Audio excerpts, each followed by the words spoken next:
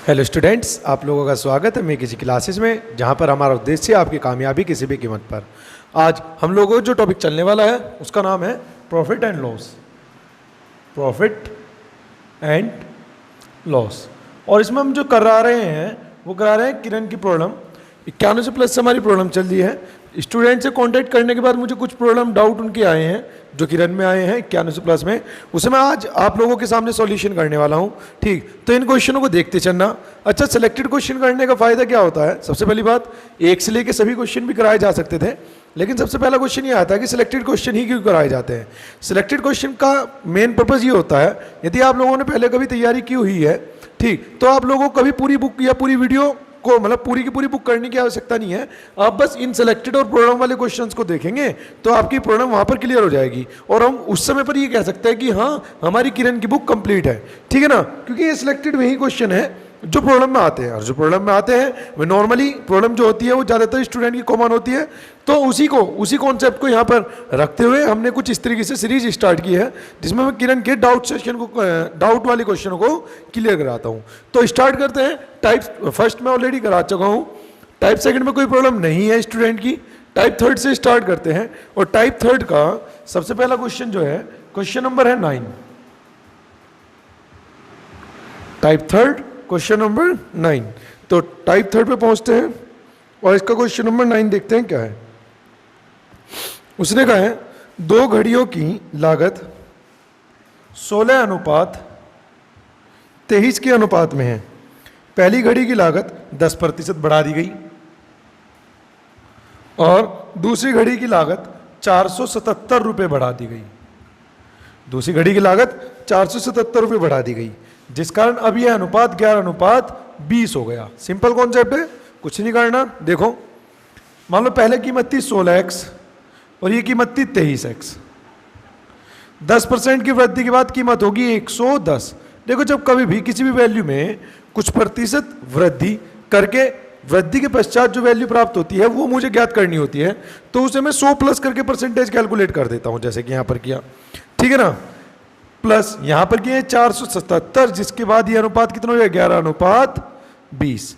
ये 0 से एक 0 कट जाएगा, 11 से कट जाएगा 11 और ये 10 से कट जाएगा 2 बार, और बस ये 2 की इधर गुना करूंगा तो 16 दूनी 32x बराबर ये आ जाएगा 23x प्लस 477। इसे इधर ले जाके माइनस करूंगा तो ये आ जाएगा 9x बराबर 477। ठीक है ना, तो x का मान कितना आ जाएगा फाइनली, इसे काटूंगा 9 पंजे 45 9 तिया। अब उसने पूछा क्या है, इसने इस क्वेश्चन में पूछा है, क्वेश्चन नंबर 9 में पूछ रहा हूं टाइप थर्ड के, वो कह रहा है तो दूसरी घड़ी की प्रारंभिक लागत अर्थात 23 का मान पूछा है, तो 23x का मान पूछा है, तो ये कितना आ जाएगा तुम्हारा, गुना करेंगे 23 गुना 53, तो आप लोग इसकी गुना कर लेना, ये आ जाएगा 1219 आंसर। दूसरी बात देखो, अब इतनी जल्दी कैलकुलेशन कैसे की। अगर मैं ऑप्शन की बात करता हूं तो ऑप्शन थे 932, 1219, 1696 और 848। तो देखो 3 3 9, इकाई का अंक 9 वाला एक ही ऑप्शन है, वही तुम्हारा आंसर है। तो कभी कभी इस तरीके से भी हेल्प ले ली जाती है। चलते हैं नेक्स्ट क्वेश्चन नंबर 11 पर और देखते हैं क्वेश्चन नंबर 11 क्या कह रहा है इसी टाइप का। तो क्वेश्चन नंबर 11 के अकॉर्डिंग ए और बी किसी कारोबार में 3:2 के अनुपात में धनराशि का निवेश करते हैं। यदि कुल लाभ का 5% दान देने के पश्चात, देखो मैंने इसमें एक कॉन्सेप्ट आता है, ठीक, याद रखना, ये पार्टनरशिप अर्थात साझेदारी का कॉन्सेप्ट है। और जब कभी भी इस कॉन्सेप्ट को याद रखना, पहले पूरी थ्योरी पढ़ देता हूं।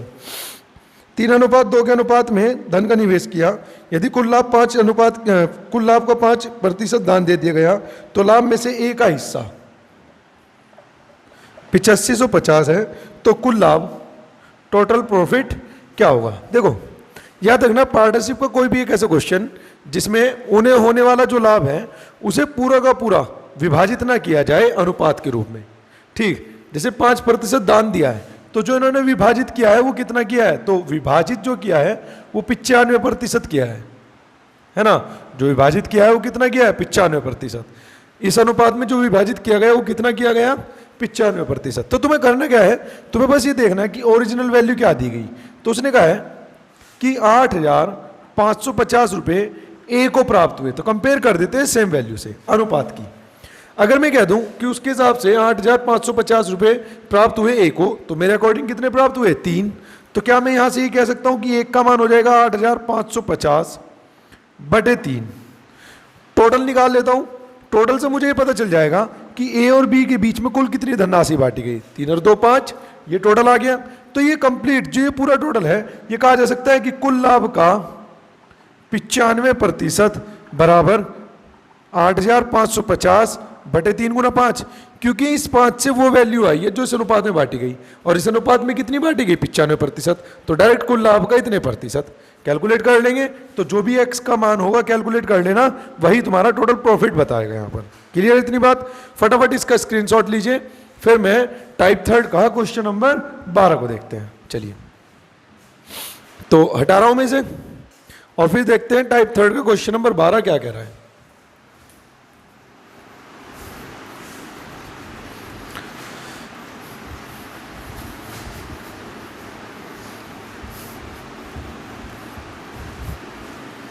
टाइप थर्ड का क्वेश्चन नंबर 12 देखते हैं इसमें क्या थ्योरी दी है और किस तरीके की लैंग्वेज उसने दी है। तो उसने कहा है टाइप थर्ड क्वेश्चन नंबर 12, ये रहा। उसने कहा है किसी वस्तु के विक्रय मूल्य का 4% उसके क्रय मूल्य के 5% के बराबर है। उसने कहा है कोई एक वस्तु है जिसके विक्रय मूल्य का 4% उसके क्रय मूल्य के 5% के बराबर है। तो क्या मैं क्रय मूल्य अनुपात विक्रय मूल्य, क्रय मूल्य कितना है 4 और विक्रय मूल्य कितना है 5 रख सकता हूं। आगे वो क्या कह रहा है, पुनः विक्रय मूल्य का, अच्छा उसने कुछ भी नहीं कहा है, उसने पूछा है लास्ट में उसने पूछा है पूरा पढ़ने के बाद पुनः विक्रय मूल्य का 20% उसके क्रय मूल्य के 22% के से 120 रुपये अधिक है, तो क्रय मूल्य और विक्रय मूल्य का अनुपात, तो क्रय मूल्य और विक्रय मूल्य का अनुपात तो पहले ही आ गया, तो आगे कैलकुलेट करने की जरूरत नहीं है। तो कभी कभी ऐसा होता है कि जो उसने थ्योरी दी है उस थ्योरी से ही हमारा आंसर पहले ही आ जाता है, पूरी थ्योरी की हमें कभी भी आवश्यकता नहीं पड़ती है ना। तो कभी कभी इस तरीके से भी क्वेश्चन आ जाते हैं, और ये क्वेश्चन कहने के लिए आसान है लेकिन पेपर में कंफ्यूजन क्रिएट कर देते हैं अच्छा खासा, क्योंकि हम कैलकुलेट करने पर भाग जाते हैं। ठीक, चलिए टाइप 4 क्वेश्चन नंबर 11 क्या कह रहा है उसे देखते हैं। समान क्रय मूल्य वाली 14 घड़ी को 450 रुपये प्रति घड़ी की दर से बेचने पर, उसने कहा है 14 घड़ी हैं और उन्हें 450 रुपये प्रति घड़ी के दर से बेचने पर 4 घड़ी के क्रय मूल्य के बराबर लाभ हुआ। याद रखना हमेशा एक चीज, अगर क्वेश्चन में लाभ या हानि जो दिया हुआ है वो प्रतिशतता के रूप में दिया हुआ है, यदि जो लाभ या हानि जो दे रखा है यदि वो परसेंटेज के रूप में दे रखा है तो तब तो कोई दिक्कत नहीं। लेकिन जब कभी भी उसे होने वाला लाभ या होने वाली हानि के बारे में अगर बात करता हूं, उसे होने वाला लाभ या होने वाली हानि क्रय मूल्य के रूप में होती है, तो आप लोगों को ये फॉर्मेशन बनानी पड़ेगी। आप लोगों को देखना पड़ेगा लाभ में क्या ज्यादा होता है और क्या कम। अगर किसी व्यक्ति को लाभ ज्यादा हो रहा है तो क्रय मूल्य और विक्रय मूल्य में जो ज्यादा होगा वो विक्रय मूल्य होगा, अर्थात हमेशा बड़ी वैल्यू में से छोटी वैल्यू घटा देनी है। अगर हानि होती तो हानि में क्या होता है, खरीदता महंगा अर्थात सीपी ज्यादा है और एसपी कम, तब मैं सीपी माइनस एसपी लिख देता।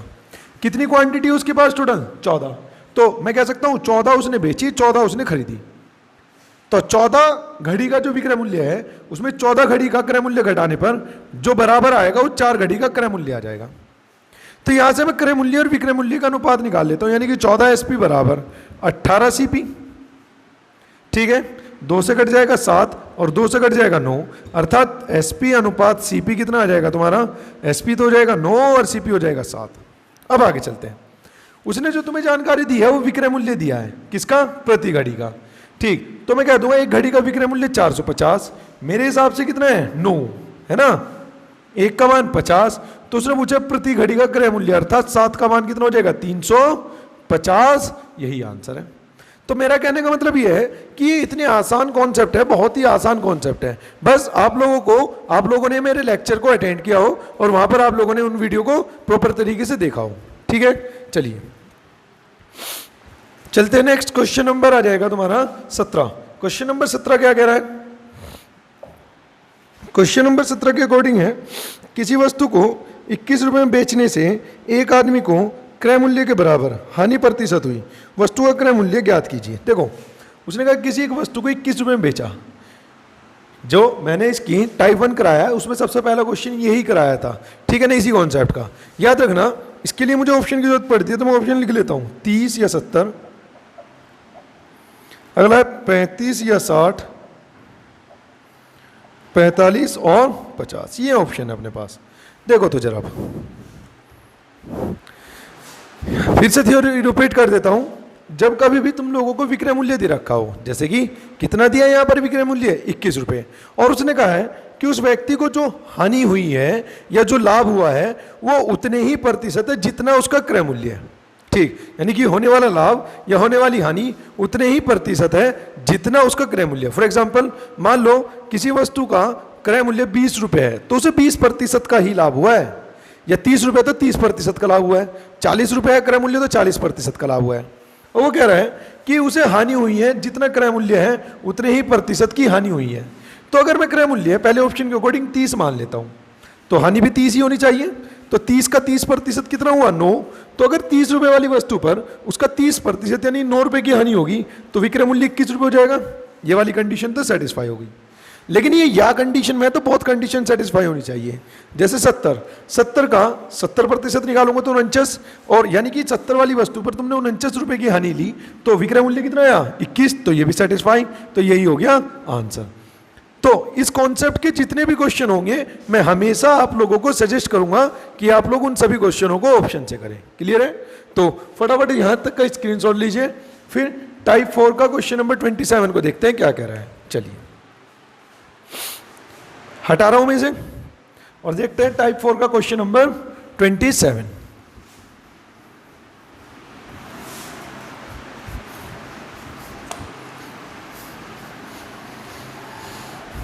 क्वेश्चन नंबर 27 क्या कह रहा है टाइप 4,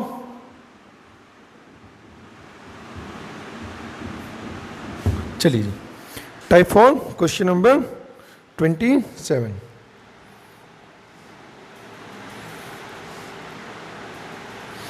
एक डिशवॉशर और वैक्यूम क्लीनर की कुल कीमत, एक डिशवॉशर और वैक्यूम क्लीनर की कुल कीमत 78,750 रुपये है।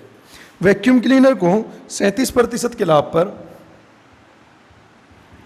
और डिशवॉशर को 27% के हानि पर, ये हानि पर ये लाभ पर बेचने से यदि दोनों वस्तु का बिक्री मूल्य यानी कि एसपी दोनों का बराबर है तो सस्ती वस्तु का क्रय मूल्य ज्ञात कीजिए। तो देखो उसने कहा है कि जो इसका विक्रय मूल्य है वही इसका विक्रय मूल्य, अर्थात जो एसपी डिशवॉशर का है, ठीक, वो बराबर है एसपी वैक्यूम क्लीनर के। और अगर मुझे विक्रय मूल्य के बारे में बात करनी होती है तो विक्रय मूल्य हमेशा होता है क्रय मूल्य में 100 प्लस अगर लाभ है तो, और 100 माइनस यदि हानि है तो। कैलकुलेट करने के बाद जो प्राप्त होता है वही हमारा विक्रय मूल्य कहलाता है। अर्थात मुझे यहां पे लिखना पड़ेगा डिश वॉशर की कीमत डी मान ली और वैक्यूम क्लीनर की वी मान लेता हूं, तो डी का इसमें क्योंकि 27% की हानि है तो घटाना पड़ेगा, तो 100 में से 20 गए तो 80 और 7 गए तो 73, यानी कि डी का 73% बराबर है वैक्यूम क्लीनर का। क्योंकि लाभ है तो विक्रय मूल्य हमेशा 100 प्लस या 100 हानि के पश्चात ही प्राप्त होती है, कट जाएगा और यहां से डी अनुपात वी आ जाएगा तुम्हारा 137:73। उसके हिसाब से दोनों की जो टोटल कीमत की दी गई वो 78,750 दी गई। मेरे हिसाब से कितनी है ये 210, कैलकुलेट करूंगा 78,750 बटे 210, और उसने पूछा सस्ती की कीमत कितनी है तो वो पूछे 73 की कीमत क्या है, तो कैलकुलेट कर लेना, जो भी होगा वो आप लोगों का आंसर होगा। क्लियर है? तो कैलकुलेशन इतनी टफ नहीं है, बट मैं आप लोगों के लिए इसे छोड़ के चल रहा हूं। टाइप 5 क्वेश्चन नंबर 3, तो टाइप 5 का पहले क्वेश्चन नंबर 3 देख लेते हैं ना, सीक्वेंस में चलेंगे। क्वेश्चन नंबर 3,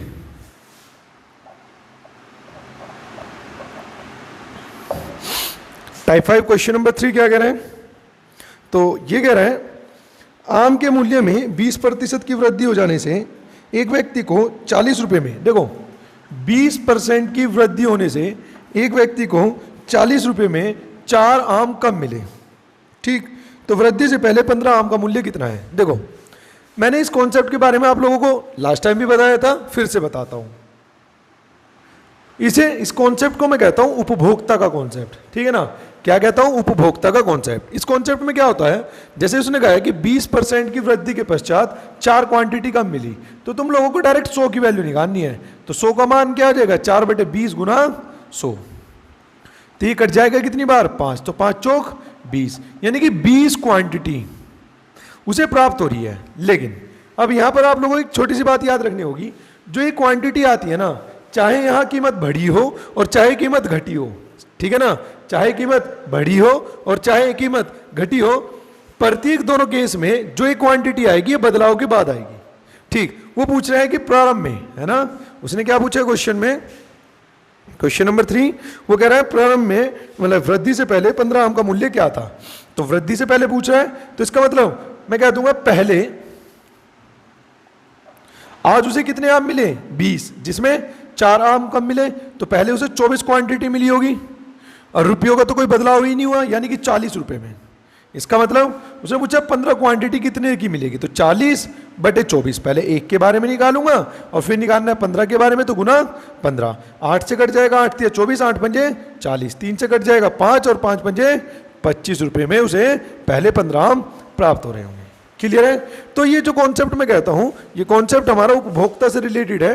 और अगर आप लोगों ने, फिर से कह रहा हूं, यदि आप लोगों ने प्रॉफिट एंड लॉस के लेक्चर अटेम्प्ट किए हैं तो ये सब चीजें बहुत ही आसान लग रही होगी आप लोगों को, क्योंकि वहां पर मैं आप लोगों को इतनी प्रैक्टिस करा चुका हूं कि ये कॉन्सेप्ट बस रिकॉल हो रहे हैं, वापस याद आ रहे हैं। चलिए चलते हैं टाइप 5 क्वेश्चन नंबर 4 और टाइप क्वेश्चन नंबर 5 पर। तो इसे मैं हटा रहा हूं।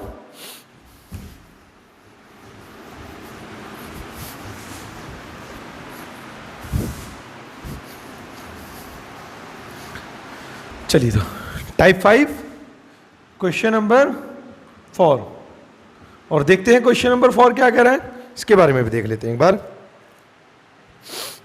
उसने कहा है 5 रुपए के 6 की दर से केले खरीद कर, यानी कोई एक व्यक्ति 5 रुपए की 6 क्वांटिटी खरीदता है, तो सीपी है, खरीद कर 6 रुपए के 5 की दर से बेच देता है, यानी कि 6 रुपए की 5 क्वांटिटी बेच देता है, अर्थात एसपी। ठीक है ना। तो वो कह रहा है लाभ प्रतिशत ज्ञात कीजिए। देखो, हमेशा याद रखना, जैसे एक छोटी सी बात में एक छोटा सा एग्जांपल देता हूं बार बार इसी चीज को समझाने के लिए।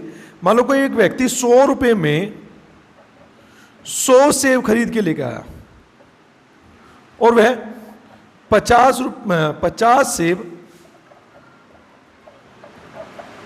80 रुपए के बेच देता है, ठीक है ना। तो उसे लाभ हुआ या हानि? तो अगर मैं कहूं तो उसे लाभ हुआ कितने का? 30 रुपए का।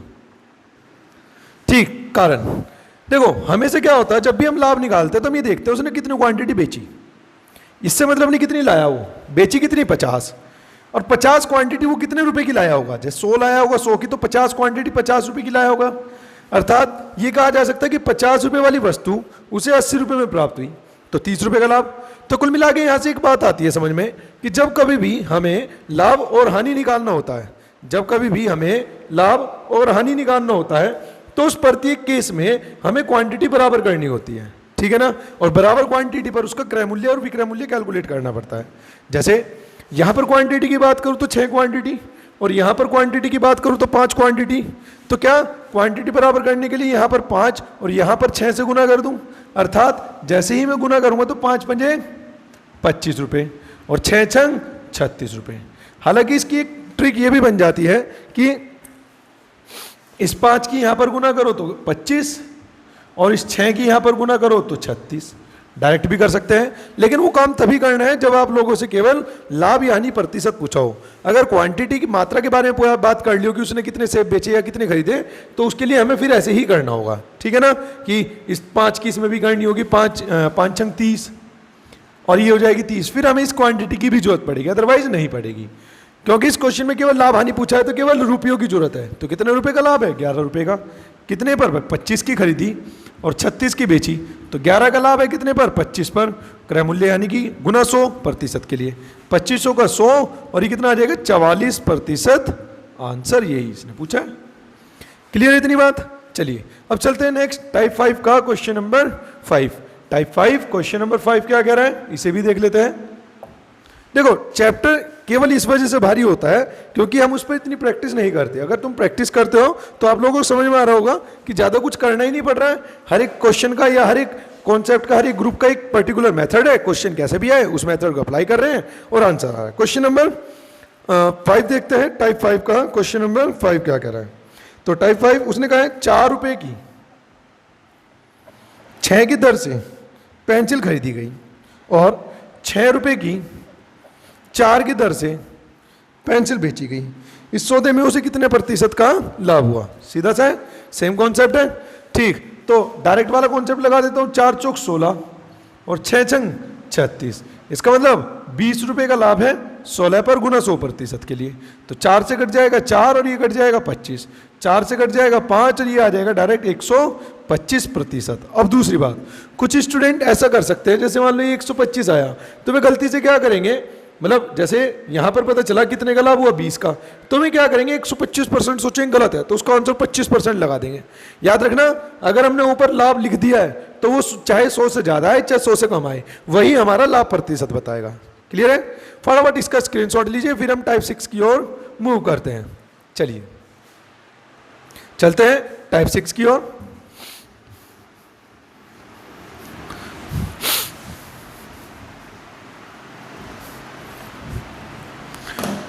टाइप 6 क्या कह रहे हैं? टाइप 6 का क्वेश्चन नंबर 1 पढ़ते हैं। क्वेश्चन क्या है? उसने कहा है 3 रुपए में 7 की दर से संतरे। Type 6 question number 1। हाँ, सेम क्वेश्चन है। वो कह रहा है 3 रुपए में 7 की दर से संतरे खरीदे जाते हैं, प्रति 100 संतरे किस दर पर बेचा जाए कि 33% का लाभ हो। देखो, ये आ गया उपभोक्ता का दूसरा ग्रुप। देखो, उसने कहा है 3 रुपए के 7 की दर से खरीदे और वो कह रहा है 100 रुपए के कितनी मात्रा बेचे, कितनी क्वांटिटी बेचे कि उसे 33% का लाभ प्राप्त हो। क्लियर है? तो अब जरा एक छोटी सी बात समझो। मैंने तुम्हें लास्ट टाइम भी बताया था कि दर को केवल दर से सॉल्व किया जाएगा। जैसे वो पूछ रहा है 100 रुपए में कितनी क्वांटिटी, तो इसे बोलते हैं दर, यानी कि कितने रुपए की कितनी, इसे बोलते हैं दर। तो दर को सॉल्व करने के लिए हमें दर ही सॉल्व करनी पड़ेगी। दर को लिखने का तरीका होता है रुपए अपॉन क्वांटिटी। जैसे मान लो मैं चावल लेने गया तो उसने कहा 40 रुपए पर केजी, तो यानी कि रुपए ऊपर आते हैं, क्वांटिटी नीचे आती है। तो जो उसने जानकारी दी है पहले उसे लिख लेते हैं, यानी कि रुपए अपॉन क्वांटिटी। अब ये देखो, ये काहे की क्वांटिटी है? सीपी अर्थात कॉस्ट प्राइस। तो कॉस्ट प्राइस जब भी बात की जाएगी तो हम 100 मानेंगे। एक का मान कितना रहेगा? 3/7/100। वो पूछे 33% का लाभ प्राप्त करना है, तो अर्थात 133 का मान बताना है। ठीक है ना? किसका मान बताना है? 133 का। तो 7 से कट जाएगा के, तो 7 से कट जाएगा कितनी बार? 7 ही कम 7, बचा कितना है? 6, 63, 7 ने 63, 19 दिया 57/100। ठीक, तो वो क्या कह रहे हैं? क्वेश्चन नंबर 6 है ना, क्वेश्चन नंबर 1। तो कह रहा है प्रति 100 संतरे किस दर पर बेचे जाएंगे, यानी कि उसने क्वांटिटी दी है और रुपए पूछे हैं। ठीक, तो ये अगर हम इन्हें यहां पर दर रुपए अपॉन क्वांटिटी के रूप में लिखी है तो यहां पर भी रुपए अपॉन क्वांटिटी ही प्राप्त होगी। यानी कि 100 क्वांटिटी कितने की मिली? 57 की। और उसने यही पूछा है कि 100 क्वांटिटी यानी कि 100 संतरे के लिए कितने रुपए का पे करना होगा। चलिए question number 11 type 6। Question number 11 क्या कह रहा है, इसे भी देखते हैं एक बार। उसने कहा है एक दुकानदार 10 पेंसिल प्रति 7 पेंसिल की दर पर खरीदता है, यानी कि 10 पेंसिल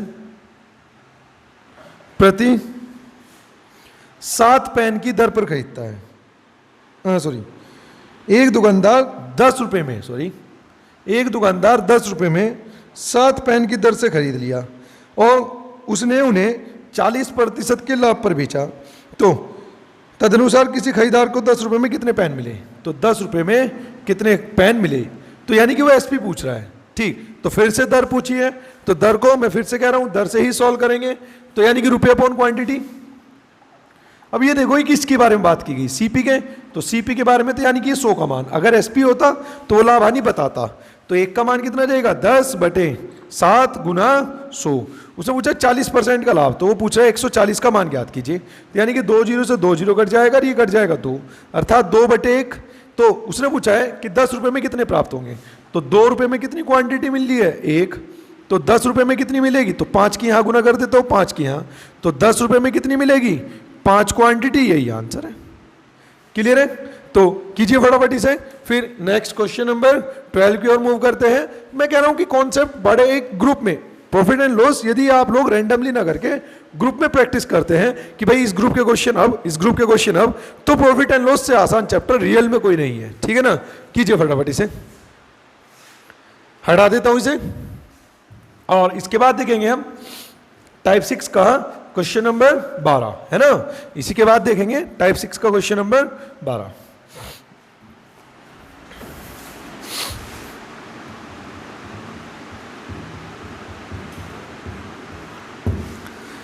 देखते हैं टाइप 6 का क्वेश्चन नंबर 12। नितिन ने 40 रुपए प्रति दर्जन के भाव से कुछ संतरे खरीदे, यानी कि 40 रुपए के हिसाब से 12 मात्रा खरीदे, तो ये हो गया सीपी। वो कह रहा है तथा उतने ही संतरे 30 रुपए प्रति दर्जन, तो प्रति दर्जन का मतलब क्या हो जाएगा तुम्हारा, 12 क्वांटिटी। तो ये CP1 है और ये CP2 है, 2 विक्रय मूल्य दे दिए। उसने उन्हें 45 रुपए प्रति दर्जन के भाव से बेचकर 480 रुपए का लाभ कमाया। अब उसने 45 रुपए के 12 की मात्रा बेची, ये बेचना हो गया, जिस कारण उसे जो रुपयों में लाभ हुआ वह है 480। ठीक, तो उसके द्वारा खरीदे गए संतरों की संख्या ज्ञात कीजिए। तो देखो यहां पर भी 40 रुपए प्रति दर्जन और यहां पर भी 30 रुपए प्रति दर्जन, अर्थात उसने कहा है कि जितनी मात्रा पहले खरीदी उतनी ही मात्रा अब खरीदी। इस बात को क्लियर कर देता हूं, जितनी मात्रा पहले उतनी ही मात्रा अब, तो मात्रा की बात करता हूं, ये 12 ये 12, तो सिंपल जोड़ा जा सकता है। तो इसका मतलब उसने 70 रुपए में 24 मात्रा प्राप्त की, CP फाइनल कह सकता हूं समय। अब वो बेच रहा है, याद रखना यहां पर मात्रा इस वजह से बराबर है क्योंकि उसने कहा है, और यहां पर CPSP के केस में हमें हमेशा मात्रा बराबर करनी ही होती है। ठीक, यहां पर इस वजह से क्योंकि उसने कहा है और यहां पर हमें करनी ही होगी।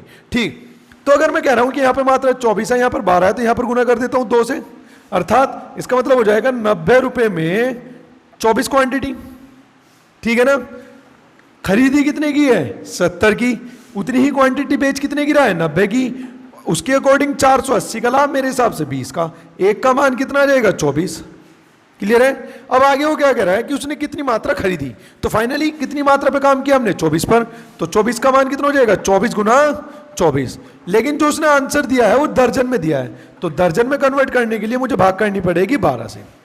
ठीक, क्योंकि हम तो यहां पर उसने दर्जन ही कहा था, हम अपनी सुविधा के लिए इसे मात्रा यानी कि 12-12 में कन्वर्ट कर रहे थे, लेकिन आंसर जिस फॉर्म में उसने दिया है, दर्जन में दिया है, तो हमें उत्तर भी दर्जन में ही देना होगा। तो उसके लिए 12 से भाग करूंगा, तो यानी कि 12 24 नहीं 48 दर्जन, यही आंसर है। क्लियर है इतनी बात?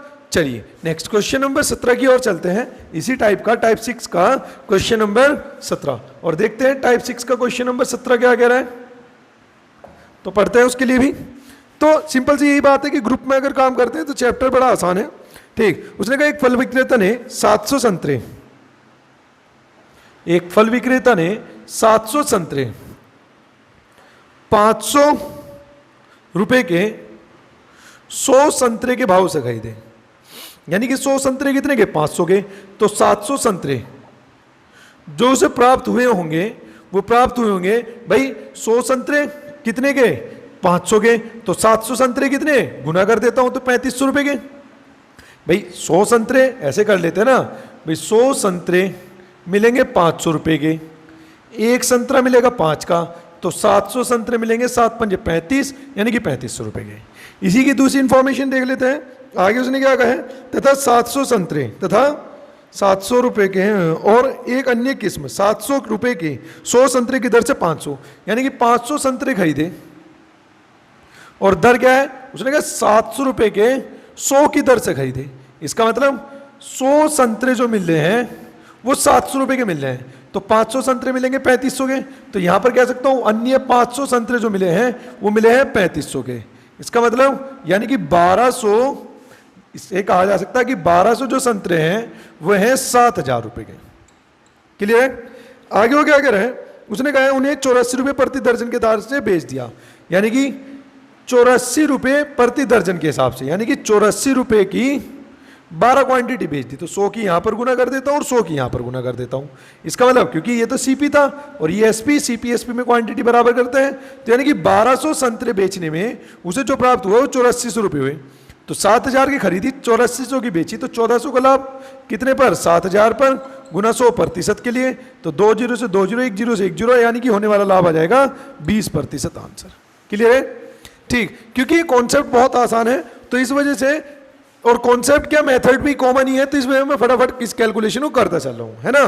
तो इसका स्क्रीनशॉट लीजिए, फिर टाइप 6 का क्वेश्चन नंबर 18, 19 और 20 देखते हैं। चलिए, तो लिए स्क्रीनशॉट, चलते हैं टाइप 6 का क्वेश्चन नंबर 18 की ओर।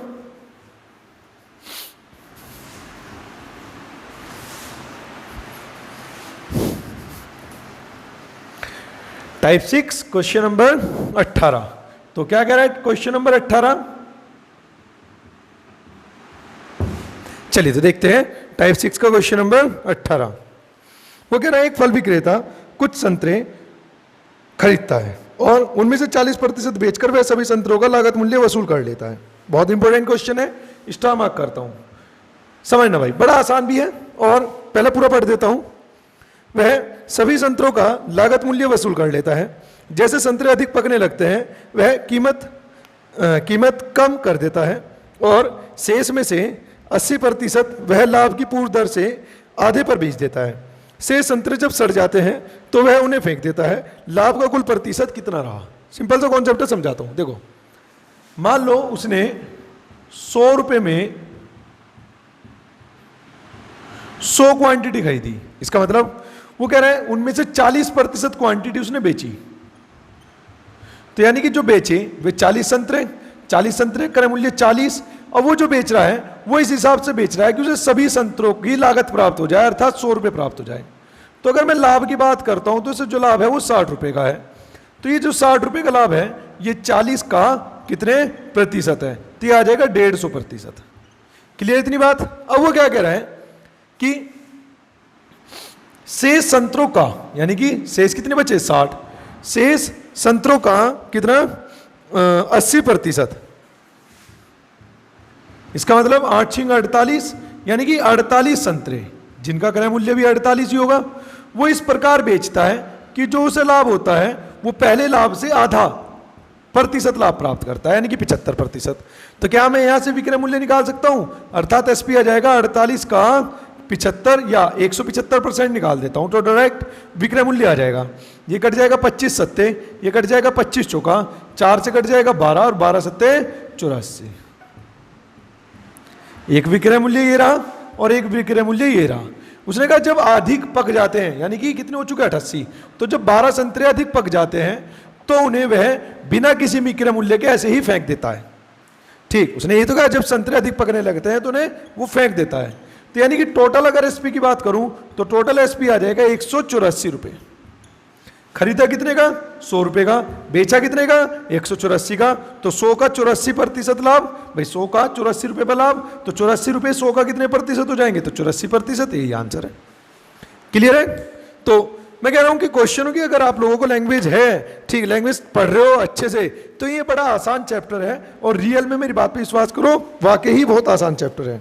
बशर्ते आपके पास जो मेथड्स हैं वे आसान मेथड्स होने चाहिए, वे मेथड्स होने चाहिए जो करना ज़्यादा कॉम्प्लिकेटेड ना हो और आपको इसकी बेसिक नॉलेज बहुत अच्छी तरीके से दी गई हो। चलिए क्वेश्चन नंबर 19।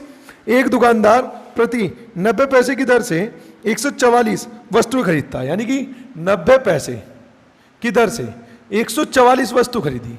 तो इसका मतलब उसने टोटल कितने रुपए पे किए वो निकाल लेते हैं। 9 चौक 36, 3 9 चौक 36 और 3 कितना हो जाएगा? 99।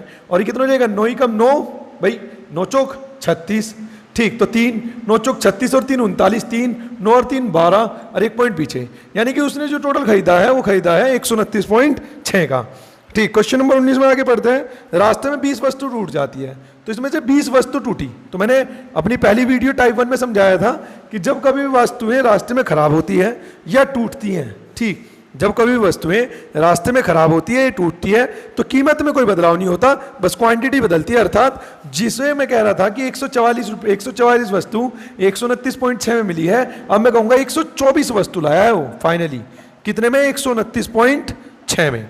अब वो क्या कह रहा है, यानी कि बेचने के लिए उसके पास 124 वस्तु है। ठीक, टाइप 6 का क्वेश्चन नंबर चल रहा है 19। तो आगे क्या कह रहा है, उसने कहा है अब उसने सभी को 1 रुपया 20 पैसे की दर से बेच दिया। तो पॉइंट हटा हुआ, पॉइंट बाद में लगा लेंगे, 12 की गुना कर देते हैं, 12 चौक 48। ठीक, 12 12 कितना? 144, 148 और 2 पॉइंट पीछे। ठीक, और एक जीरो की वजह से खत्म। तो यह रहेगा 148.8 रुपए की वो बेच देता है। ठीक, तो अब देखते हैं उसे कितने का लाभ हुआ है। तो ये हुआ इसका एसपी, तो लाभ कितने का होगा? तो घटाते हैं, तो हो जाएगा 0.2। 18 में से 9 गए तो कितना बचेगा? 9। और ये 13 में से 12 गए तो 1, यानी कि 19.2 का लाभ हुआ। कितने पर? निवेश पर, यानी कि 129.6 पर गुना 100% के लिए कैलकुलेट कर लेना, जो भी आएगा वो आप लोगों का उत्तर होगा। क्लियर है? फटाफट इसका स्क्रीनशॉट लीजिए, फिर मैं क्वेश्चन नंबर 20 की ओर मूव करता हूं। ठीक है ना? तो ये बड़े आसान मेथड्स होते हैं। बस मैं फिर से कह रहा हूं, आप लोगों के पास में बेसिक नॉलेज अगर है प्रॉफिट एंड लॉस की, तो इससे आसान रियल में कुछ भी नहीं है। चलिए तो देखते हैं, आगे क्वेश्चन को पढ़ते हैं और आगे क्वेश्चन देखते हैं किस प्रकार के हैं। टाइप 6 क्वेश्चन नंबर 20, इसका स्क्रीनशॉट आपने लिया होगा और मैं इसे हटा रहा हूं। तो अच्छा, जिन विद्यार्थियों ने अभी तक चैनल को सब्सक्राइब नहीं किया है, कृपया चैनल को सब्सक्राइब भी करें और वीडियो को ज्यादा से ज्यादा लाइक और शेयर सभी करें। ठीक है ना?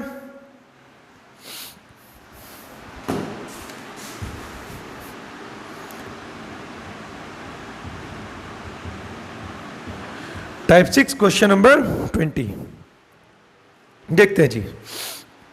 टाइप 6 का क्वेश्चन नंबर 20 को पढ़ते हैं। टाइप 6 कहाँ पर है? ये रहा, और इसका क्वेश्चन नंबर 20 ये रहा।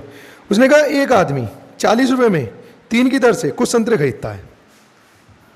40 रुपए में 3 क्वांटिटी खरीदता है और उतनी ही मात्रा में 60 रुपए में 5 की दर से खरीदता है, यानी कि CP1 और CP2। ठीक, अब उसने कहा उतनी ही मात्रा में खरीदा, तो मैं कह रहा हूं ना, क्योंकि उसने कहा है कि बराबर मात्रा में खरीदा तो बराबर करना होगा, तो ऊपर 500 और नीचे 300 गुना कर देता हूं, क्योंकि क्वांटिटी बराबर करनी है तो क्वांटिटी की ही हम वज्र गुना करेंगे। इसका मतलब इसकी गुना करूंगा तो कितना हो जाएगा? 200 में 15, और ये कितना हो जाएगा? 180 में 15, अर्थात ये हो जाएगा 380 में 30। ये आया CP फाइनल।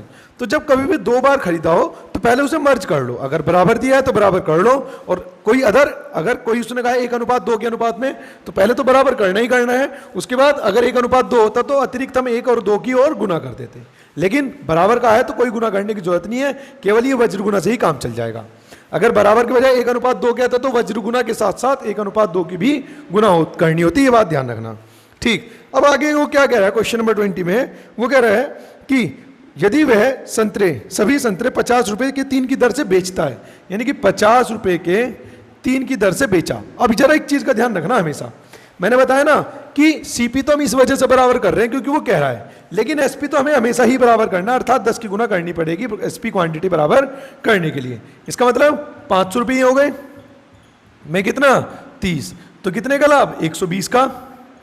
कितने पर? 380 पर गुना 100% के लिए। तो कैलकुलेट कर लेना, जो भी आएगा वो आप लोगों का उत्तर होगा। क्लियर है? ठीक, हाँ, इसका आंसर जो आएगा वो लगभग में आएगा, क्योंकि उसने कहा है कि लाभ प्रतिशत या हानि प्रतिशत निकटतम पूर्णांक में ज्ञात कीजिए। ठीक है ना? चलिए अब इसके बाद अगले टाइप पे चलते हैं। हमारा अगला टाइप आ जाता है टाइप 7, जिसका क्वेश्चन नंबर 8 करना है। टाइप 7 क्वेश्चन नंबर 8 देखते हैं। टाइप 7 क्वेश्चन नंबर 8 के अकॉर्डिंग है, एक फल विक्रेता नियत मूल्य पर आम बेचकर 20% का लाभ प्राप्त कर लेता है, यानी कि अगर उसका CP 100 है तो वो 20% के लाभ पर बेच रहा है, अर्थात SP हो जाएगा उसका 120। आगे क्या कह रहा है? यदि वह उन्हीं आमों को प्रति 1 रुपया प्रतिशत बढ़ाकर बेचे, यानी कि 1 रुपया अधिक करके बेचे। ठीक, वो कह रहा है SP में जो है 1 रुपया बढ़ाकर बेचे। ठीक, तो उसे 40% का लाभ होगा, यानी कि जो SP2 है वो 140 हो जाना चाहिए। दूसरी बात, हमेशा इस चीज को नोट डाउन रखना, जब कभी भी वो तुम्हें विक्रय मूल्य रुपयों में बढ़ाने के लिए कहेगा। फिर से रिपीट करता हूं, जब कभी भी वो तुम्हें विक्रय मूल्य रुपयों में वृद्धि करने के लिए कहेगा तो काल्पनिक वैल्यू जो कि मैं अपनी तरफ से 100 मानता हूं उसके अकॉर्डिंग तुम्हारे पास 2 विक्रय मूल्य जरूर होंगे। वो डायरेक्ट भी दे सकता है जैसे यहां पर दिया है, और वो बहुत सी बार क्रय मूल्य को बढ़ा घटा के फिर दे सकता है। वो क्वेश्चन पे डिपेंड करेगा। उसके हिसाब से 1 रुपया अधिक, मेरे हिसाब से 20 अधिक, 1 का मान क्या आ जाएगा 1/20। अब देखते हैं उसने पूछा गया है। तो क्वेश्चन नंबर चल रहा है हमारा क्वेश्चन नंबर टाइप 7 का क्वेश्चन नंबर 8।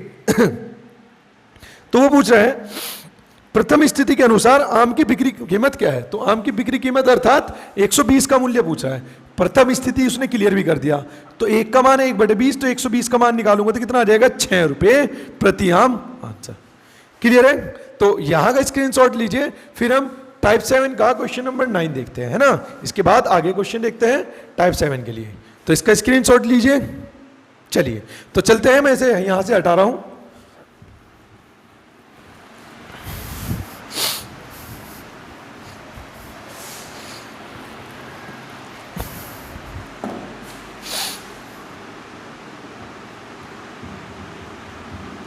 क्वेश्चन नंबर 9 देखते हैं। Type 7 question number 9। उसने कहा एक व्यक्ति ने 2 साइकिलें 1600 रुपए में खरीदी, यानी कि CP1 प्लस CP2। अगर वो कह देते ना प्रत्येक, तो फिर CP1 बराबर CP2। प्रत्येक का मतलब दोनों के बारे में अलग अलग जानकारी दी, और केवल उसने कहा है 2 साइकिलें, तो इसका मतलब है कि टोटल 1600 रुपए है CP1 और CP2 का। उसने कहा है पहली 10% के लाभ पर और दूसरी 20% की लाभ पर बेची। वो कह रहा है यदि पहले को तो 20% के लाभ पर बेचा जाए और दूसरे को 10% के लाभ पर बेचा जाए तो उसे 5 रुपए अधिक प्राप्त होते हैं। अब उसे कितने रुपए अधिक मिलेंगे 5 रुपए। तो वो कह रहा है कि उनके लाभों का अंतर ज्ञात, मतलब उनके क्रय मूल्य का अंतर ज्ञात कीजिए। तो देखो अगर मैं ये कह दूं कि भाई CP1, इसके लिए CP1 का 20% का लाभ प्लस CP2 का 10% का लाभ, तो ये तो पहले वाला अब वाला लाभ हो गया ये वाला, और इसमें से पहले वाला लाभ घटा दूं अर्थात CP1 का, इसमें से घटा देता हूं मैं CP1 का 10% प्लस CP2 का 20%, तो इसका अंतर 5 रुपए होगा। उसने कहा है ना अब लाभ 5 रुपए अधिक प्राप्त होता है, तो इसका मतलब अब वाले लाभ में से पहले वाला लाभ घटा दूंगा तो अंतर कितना आ जाएगा 5 रुपए। तो एक काम कर लेते हैं, ये 0 0 0 0 सब 0 से 0 कट जाएंगी, और बटे 10 की पूरी इक्वेशन में गुना कर दूंगा तो ये 50 हो जाएगा। अर्थात ये हो जाएगा तुम्हारा 2 CP1 प्लस के CP2। यहां पर अंतर था तो माइनस CP1, और माइनस की वजह से ये कितना हो जाएगा तुम्हारा माइनस, और 2 CP2 बराबर 50। क्लियर है, क्योंकि बटे के 10 की पूरी इक्वेशन में गुना करी, जिसकी वजह से बटे के 10 सब हट गए, और यहां पर 10 की वजह से हो जाएगा ये 50। अर्थात CP1 2 CP1 में CP1 जाएगा माइनस CP2 बराबर 50। और उसने यही पूछा है कि दोनों के जो क्रय मूल्य है उनका अंतर कितना होगा। क्लियर है इतनी बात। चलिए चलते हैं नेक्स्ट, इसी टाइप का क्वेश्चन नंबर 12। इसी टाइप का क्वेश्चन नंबर 12 देखते हैं, और देखते हैं क्वेश्चन नंबर 12 में वो क्या कह रहा है और क्या उसने पूछा है। चलिए क्वेश्चन नंबर 12 के अकॉर्डिंग देखते हैं। एक दुकानदार ने अपना 1/3 सामान 15% की हानि पर बेचा, यानी कि 1/3 सामान जो है 15% की हानि, और तो वो कह रहा है कि शेष सामान को कितने प्रतिशत के लाभ पर बेचे कि उसे संपूर्ण व्यापार पर 10% का लाभ प्राप्त हो। ये क्वेश्चन टाइप 1 में मैं ऑलरेडी करा चुका हूं, तो एलिगेशन से डायरेक्ट करा रहा हूं। इसका मतलब होता है 3 में से एक वस्तु यहां पर बेची गई, तो इसका मतलब यहां पर 15% की हानि, दूसरे पर कितने का लाभ, और ओवरऑल 10% का लाभ। यहां पर एक और यहां पर शेष वस्तु। देखो जब कभी वस्तु को ऐसे भिन्न में तोड़ दिया जाए, जैसे 1/3 है, तो इसका मतलब होता है नीचे के एलसीएम लोगे, भिन्न में जब कभी भी वैल्यू को तोड़ा जाएगा तो तुम्हें सदैव नीचे वाली वैल्यू का एलसीएम लेना है। और क्योंकि ये वस्तुओं को प्रदर्शित कर रहा है तो मेरे अकॉर्डिंग टोटल वस्तुएं हो गई कितनी 3, तो 3 में से एक वस्तु यहां पर, तो यानी कि एक वस्तु दी हो गई, और बची कितनी है 2। ठीक, तो कैलकुलेट करते हैं, तो इसे घटाऊंगा 10 में से 15 जाएंगे तो हो जाएगा 10 माइनस के -15, तो ये हो गया 25 एक्चुअल में। एक का मान कितना हो जाएगा 12.5, तो इसे एक का मान कितना हो गया 12.5। दूसरी बात, ये चीजें मैं ये वाला क्वेश्चन करा चुका हूं, इसमें मैं फटाफट करा रहा हूं, ठीक है ना, टाइप 1 में मैं करा चुका हूं। बीच वाली वैल्यू के से कंपेयर करते हैं तो जो ऊपर वैल्यू होती है वो एक तो कम होती है और एक ज्यादा होती है। तो तुम देखो जो वैल्यू तुम्हें पता है वो बीच वाली से कम है या ज्यादा, तो पता चला कम है। वो ज्यादा भी हो सकती है और कम भी हो सकती है, तो पता चला कम है, तो दूसरी वैल्यू हमेशा ज्यादा होगी। याद रखना, एक वैल्यू कम और एक ज्यादा होती है, तो जो पता है वो कम है, तो जो नहीं पता वो ज्यादा होगी। और कितनी? 12.5 ज्यादा होगी 10 से, अर्थात 22.5। आंसर क्लियर है? तो मैं कह रहा हूं कि ये मेथड बड़े आसान हैं, बशर्ते आपने इन मेथड्स पे छोटी छोटी भी थोड़ी भी प्रैक्टिस की हुई हो। ठीक है ना? चलिए नेक्स्ट क्वेश्चन नंबर 26। यदि आपको फिर भी किसी क्वेश्चन में कोई डाउट हो सकता है तो आप कमेंट सेक्शन में छोड़ सकते हैं बेखौफ। चलिए क्वेश्चन नंबर देखते हैं 26, इसी टाइप का। उसने कहा एक वस्तु को किसी के निश्चित मूल्य पर बेचा जाता है यदि उसे पूर्व बिक्री मूल्य से आधे मूल्य पर बेचा जाए। मान लो पहले उसका एसपी था, यदि उसे पहले के विक्रय मूल्य से आधे पर बेचा जाए तो उसे 25.5% की हानि होती है। इसका मतलब अगर उसका क्रय मूल्य 100 है तो उसे 25.5% की हानि होगी, अर्थात 74.5 के बारे में बात करेंगे। ठीक, कैलकुलेट करते हैं तो एसपी बराबर, एसपी का 1/2 बराबर यह आ जाएगा 149/2 2 से 2 कटा तो एसपी कितना आ जाएगा 149। वो कह रहा है यदि प्रारंभिक बिक्री मूल्य पर अर्थात 149 पर बेचा जाए तो उसे कितना लाभ होगा। सीपी कितना था 100, एसपी 149, तो होने वाला लाभ कितना आ जाएगा 49%। यही आंसर है। क्लियर है? तो कीजिए फटाफट से, और लैंग्वेज को आप लोगों को अच्छे से पढ़ना है। ठीक है ना? चलिए, तो स्क्रीनशॉट लिया होगा तो मैं इसे हटा देता हूं यहां से। चलिए तो मैं हटा देता हूं।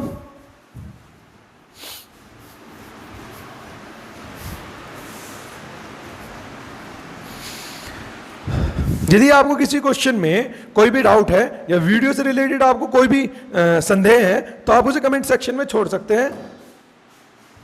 चलिए टाइप 7 का क्वेश्चन नंबर 27 देखते हैं क्वेश्चन में क्या कह रहा है।